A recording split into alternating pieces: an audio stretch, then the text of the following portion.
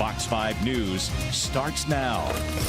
Only 310 days until the Super Bowl comes to Las Vegas, and our local authorities are using every minute of it to get ready. And there is plenty of work certainly to be done. Tonight we're hearing from the Super Bowl Safety Committee. Fox says Joe Veal is here with more on how they plan to keep thousands safe during this. Yeah, John and Jacqueline. So Kendall Bell, a lieutenant with the Las Vegas Metro Police Department, is now part of the Super Bowl Safety Committee. The lieutenant says the whole goal is to provide a safety plan for everyone coming and enjoying the Super Bowl.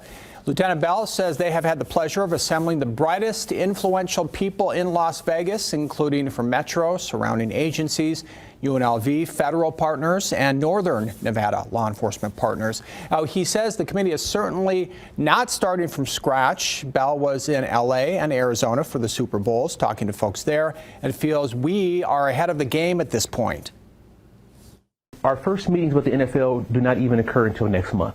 But we are already months ahead of the planning process. We've already had some of our federal coordination meetings. We've met with those meetings. We've met with our federal partners, and we've already started to gather resources, start our planning processes. With this Super Bowl host committee, we've already met with our working groups. Lieutenant Bell also said safety is everyone's job, including citizens. We'll talk more about that coming up at 6. For now, back to you.